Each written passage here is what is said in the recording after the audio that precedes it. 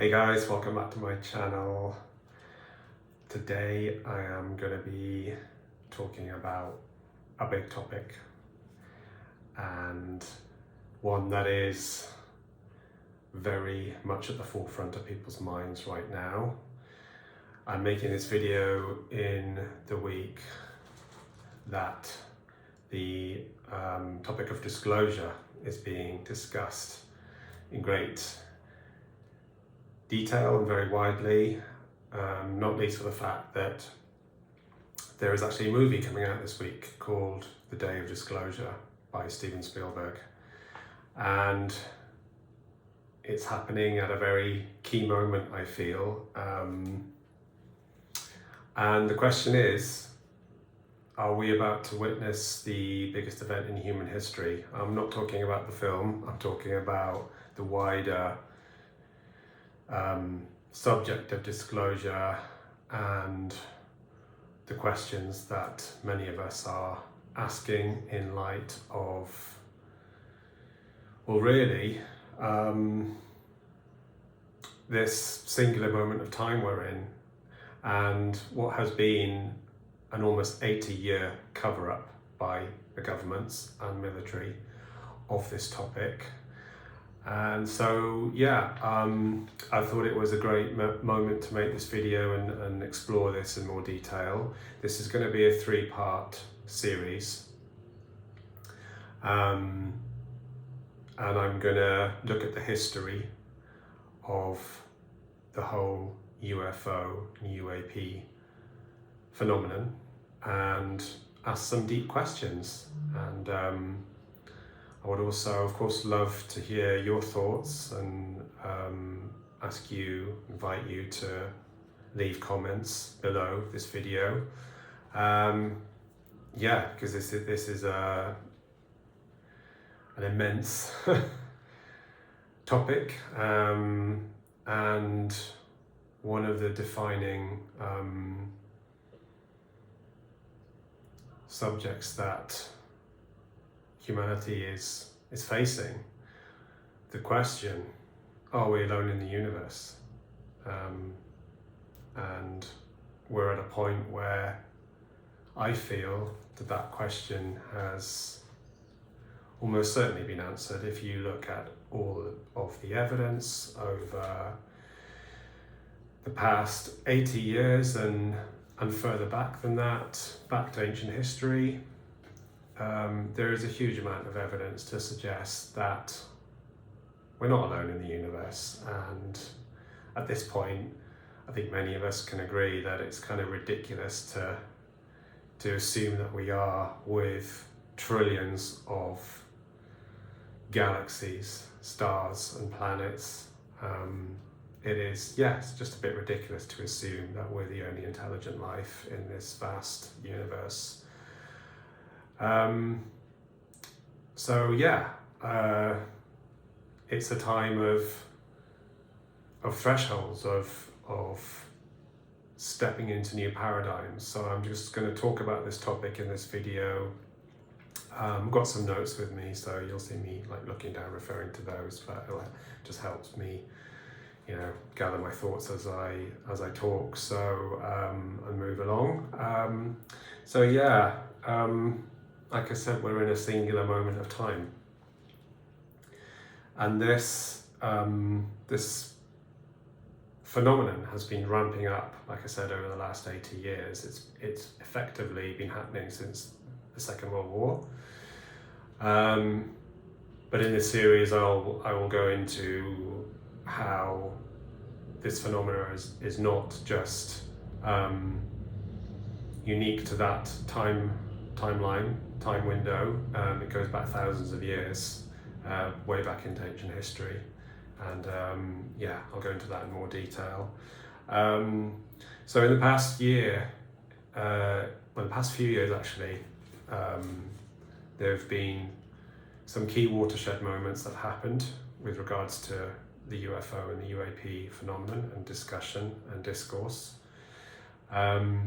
Last year we had the Age of Disclosure documentary being released in the United States and globally, and It was arguably one of the first documentaries to feature really high-level people, such as the US Secretary of State, Marco Rubio, and key whistleblowers like David Grush, like Luis Elizondo, both of whom have been part of US congressional hearings in the past few years.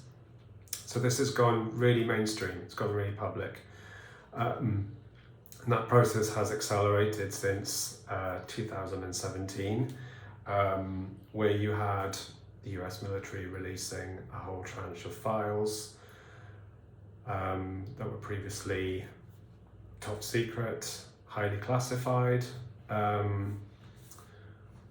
We had a video of what's become known as the gimbal that aired where footage of a military pilot filming an object that was moving at the same speed as his aircraft and changing shape, and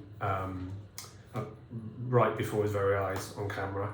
And then there was the famous Tic Tac video where you had a white Tic Tac shaped object that was filmed from the USS Nimitz, speeding along the surface of the ocean and then going into the ocean and performing maneuvers that defy the laws of physics, as many of these objects do. So yeah, things have definitely been ramping up. Since that time, there's been an acceleration of information coming out. More recently, we had the release of classified files by the Trump administration, and that has now been accessed that happened in May.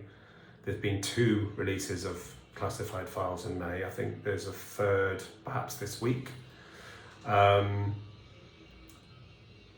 Over 1 billion people have now accessed those files. So it tells you the level of interest and how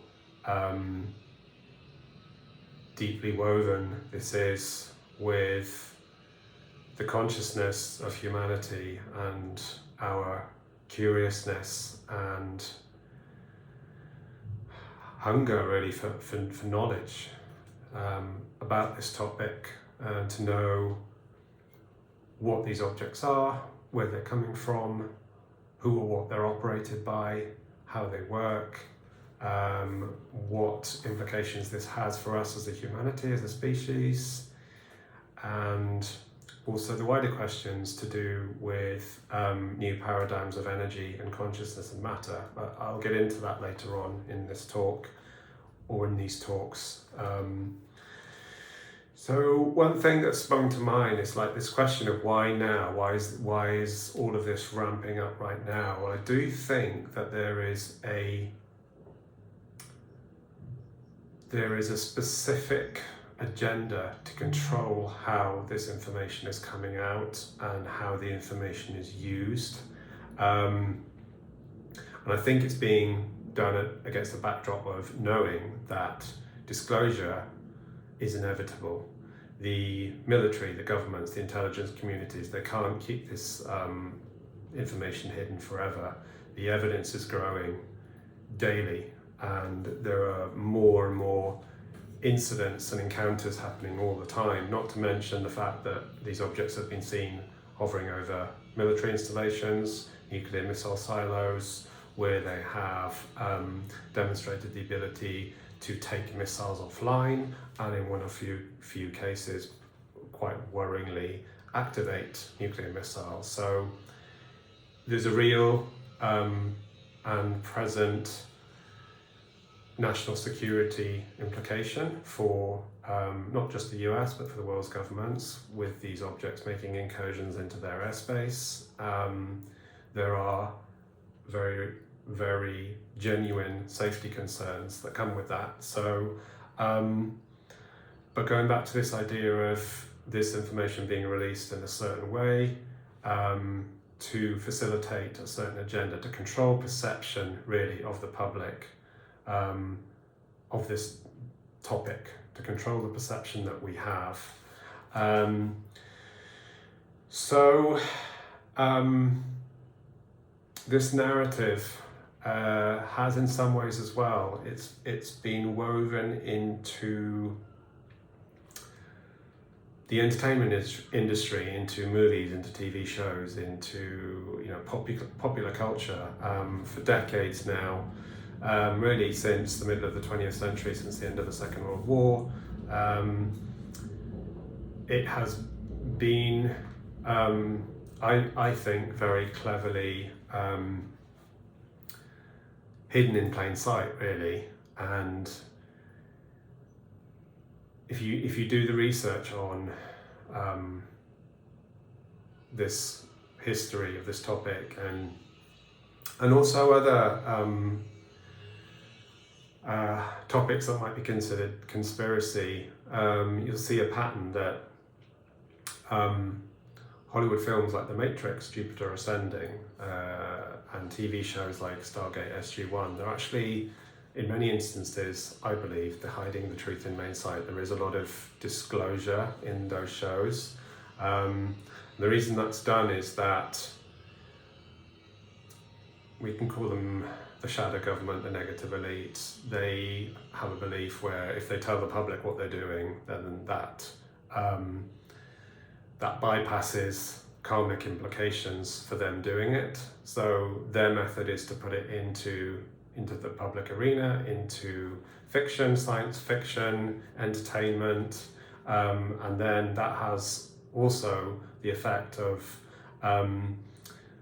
making us identify that subject with fiction, with entertainment. So we're less likely to see it as real, but what in fact they're doing is they're putting elements of the truth right there in front of us. So yeah, something to bear in mind when you're watching movies like The Matrix, or any other film that just explores this topic, and you can start to pick up the clues and the cues of when that's happening. So yeah, that's definitely something that I believe has been going on for a long time. So I talked about the 80-year cover-up. So let's go back to the beginning of one of the main incidents that began the modern ufology topic as it came to be, and that is the incident that happened in Roswell, New Mexico, 1947. So what happened was the local newspaper in Roswell published a news story saying that a downed flying saucer had been recovered by the Navy. And the very next day, the military retracted that, or was it the Navy? Sorry, the Army. Sorry, my correction. So the very next day, the military retracted that story and told the public that it wasn't a downed UFO, it was a weather balloon. So it was a very strange sudden switch of narrative, and if you study UFO history, it becomes apparent that the military did recover an object, and that not only did they recover an off-world vehicle, they recovered some of the occupants, a few of whom were still alive. They didn't survive very long. They, together with the craft, was taken to Wright-Patterson Air Force Base. And there's actually a book called Interview with an Alien that was written by an ex-US Army nurse who was working at the US Air Force base at the time, Wright-Patterson, and she told a story where she was tasked with trying to communicate with the last surviving member of the crew of this craft that had come down, And the story explores how the being who was still conscious would only communicate with the nurse. So that's one account anyway. There are many others, there are many versions of what happened, but the gist of it is, yes, there was a craft that was recovered, possibly reverse engineered, and in the underground facilities of Wright-Patterson Air Force Base, they did actually have communication with one of the surviving crew members for a while. And this pattern by the military actually turned into a crash recovery program. There is a program by the world's militaries that is tasked with going and recovering crashed off-world vehicles immediately, and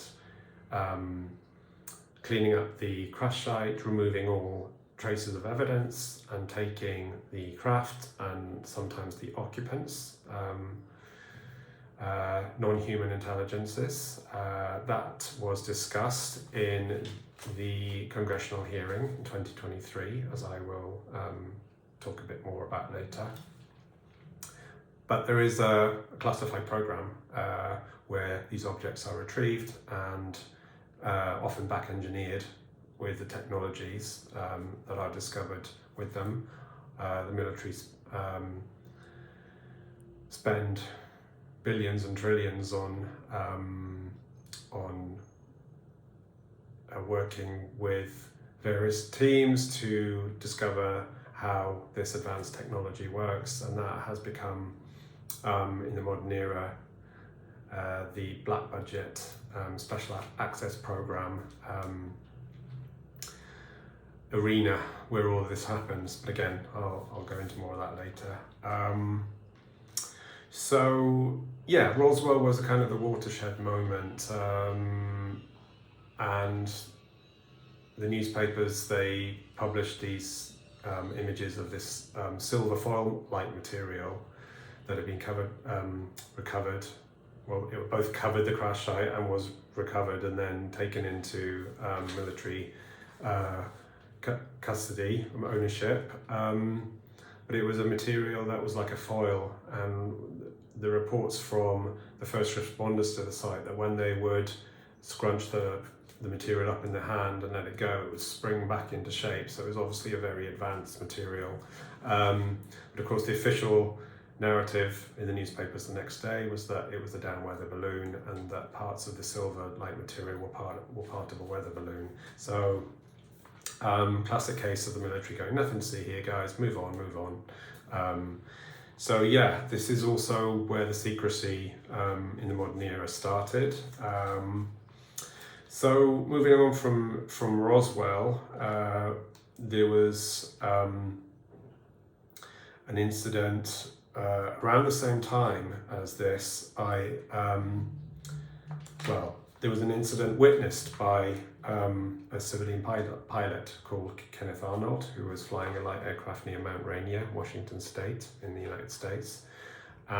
He saw a formation of what he described as disc or saucer-shaped objects flying over the mountain in a line, again maneuvering very strangely, and he described them as moving like saucers skipping across the water, and that's where the term flying saucer first came into public awareness. From that description, the press coined the term flying saucer, and that of course has gone into popular culture.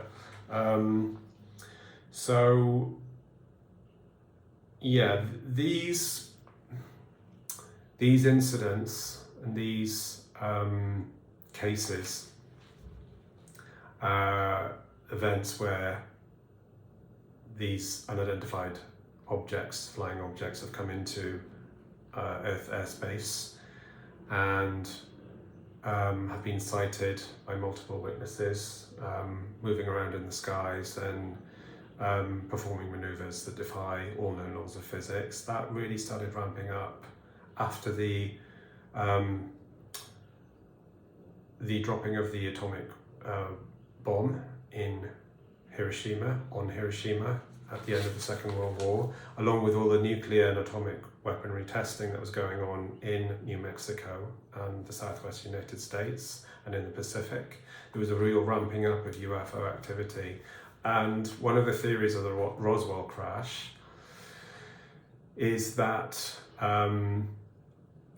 the electromagnetic propulsion system of the craft was affected by a nearby atomic weapons test in a New Mexico army range military facility, and that knocked out the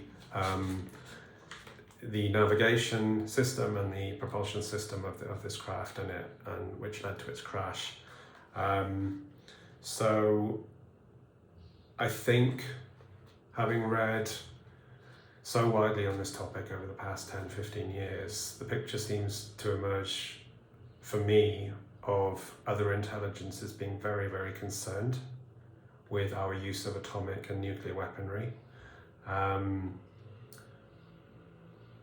My feeling is that the concern comes from seeing a species who have not yet evolved in their consciousness enough to be able to use these technologies responsibly is very alarming for other intelligences, off-world intelligences, other civilizations, be it from other planets or interdimensional.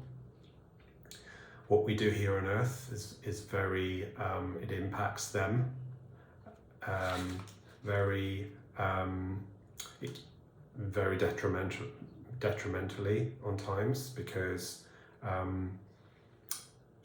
this technology, atomic weaponry, nuclear power, is not to be toyed with. And I think some of these civilizations and beings will look at us as if we are children in a sandbox playing with fire, but that fire can very quickly get out of control and affect everything around it. So I think that was one of the reasons that UFO activity really seems to ramp up to a whole new level after the Second World War, and after we began using these, very dangerous, very powerful, very devastating weapons, atomic and nuclear weapons. So moving on from that immediate post-war period, we're into the 50s, and there was a project established to investigate this topic called Project Blue Book, very famous project initiated by the military and intelligence communities to investigate hundreds of cases that were occurring. But authors like ufologists like Richard Dolan have suggested in some of his books, and others such as Leslie Kean, who wrote a fantastic book on the UFO phenomenon as well. I'll put all these links down below with the video, so that you can go and do some more research for yourselves and follow up on everything I'm saying, and explore more. They spoke about the fact that Project Blue Book officially was supposed to be investigating UFOs, but behind the scenes, it was more of a debunking and a ridiculing exercise. They wanted to bury a lot of the cases and the topic in general. So there was a very, I think, covert and clever weaving of the narrative with, like I said, Hollywood, popular culture, TV shows, to make this topic the stuff of science fiction, comic books, entertainment, and fantasy, so that it sort of, it seeded this reluctance into the public, instigated this reluctance to talk about this topic for fear of ridicule and looking stupid, sounding stupid. But the thing is, the compelling cases just kept happening. So there were still many cases happening that the military and intelligence community just couldn't explain. And that's been the case for the subsequent decades, moving on up through the 60s and 70s. And I'll talk about some of them now, because one of them actually happened, or a few of them actually happened in my home country, the UK, specifically an area of the UK I'm from, which is West Wales. In the late 1970s became very famous for a whole wave of UFO activity and encounters, centred around the town of Broadhaven on the West Pembrokeshire coast. There was a very famous case where in, I think it was 1977, the Broadhaven Primary School had an encounter with an object. The headmaster was in his study one day, and all the children suddenly came running in from the playground, telling him that an object had landed in the field next to the school, and that they had seen a being walking towards the children and communicating with them. So he went out with the children, and they pointed at where this object was. It was still there, and remained there for a while after, until it finally lifted off and flew away. So he had them draw what they'd seen. He put them into different classrooms on their own, and he had them draw what they'd seen, and all of the drawings were remarkably similar, and it became one of the most compelling cases in the UK at that time. And around the same time, there was a family called the Coombs family who had a farm on the West Wales coast, also near Broadhaven, and they were being visited and in a way terrorised by craft and beings that were seen outside their house at night, and their cattle was also affected. The herd of cattle kept disappearing and appearing somewhere else, as if something was picking it up and moving it, which was very bizarre. There's a book about this family called The Uninvited. I think you can still get a copy on Amazon. So yeah, if you're interested in that, go check that out. And then a few years after the Broadhaven UFO wave that happened, there was an incident in Rendlesham Forest, and this was, I believe, a joint US and UK Royal Air Force base. The RAF base there was called RAF Woodbridge, and it had multiple US personnel, military personnel there. And on the night of December the 26th through to the 30th, 1980, they witnessed lights coming from the woods.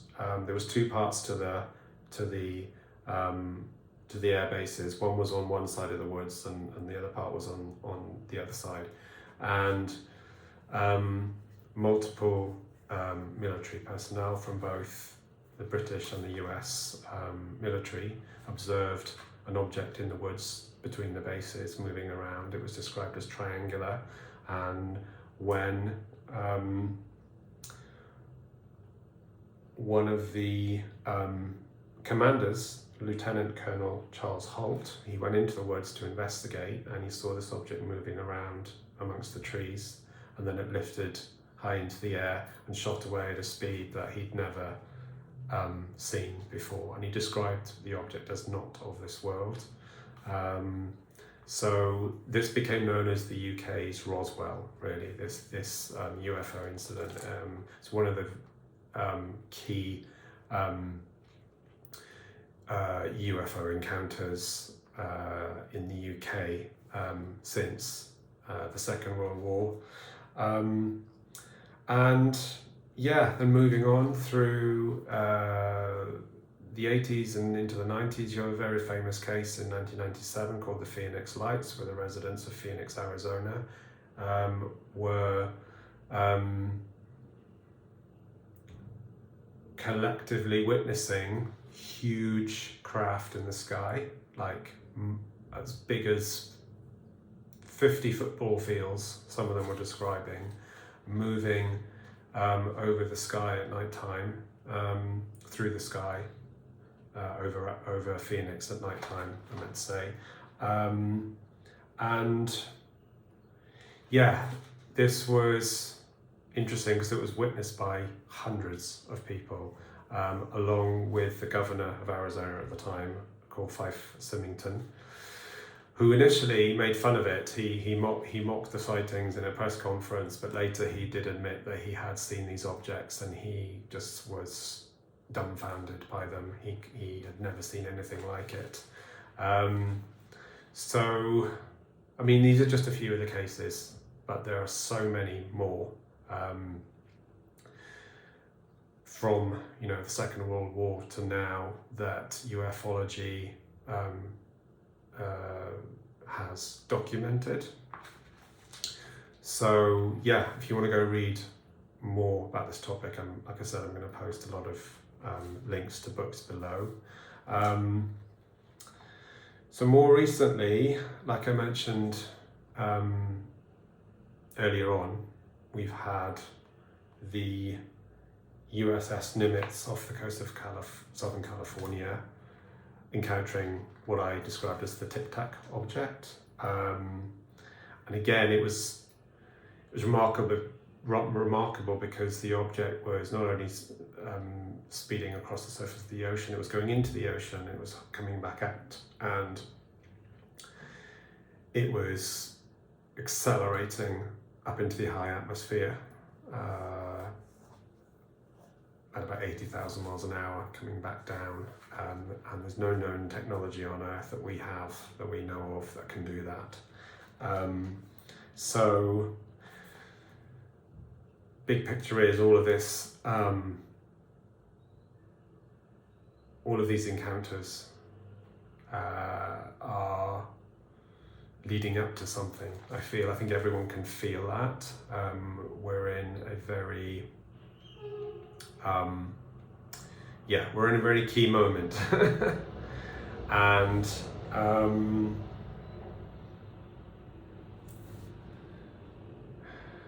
like I said, it's ramped up in the past few years. And my guess, here's what my guess is, that next year is the 80th anniversary of Roswell. And Donald Trump has often said, or has often been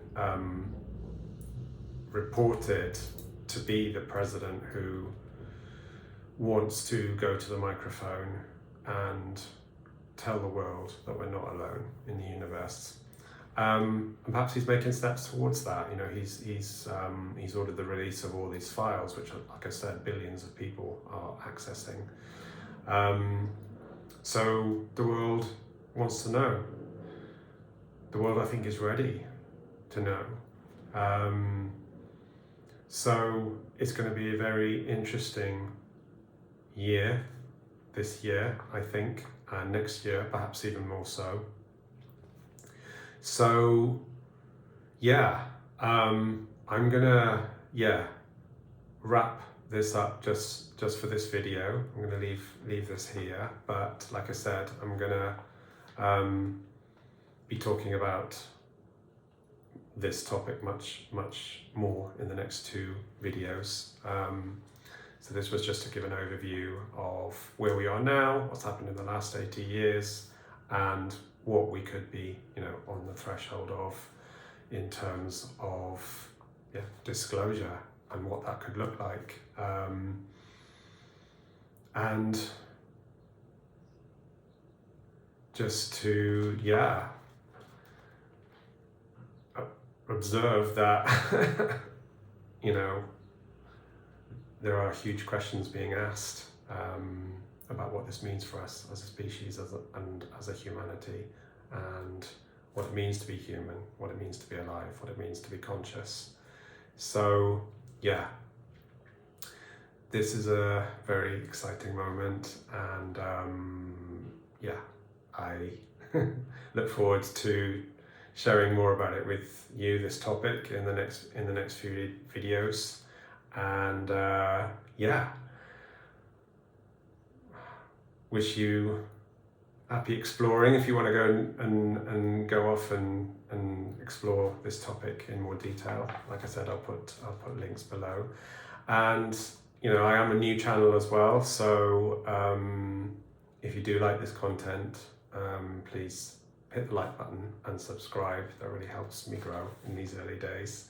But I hope you've enjoyed this video, and I'll see you in the next one. Take care.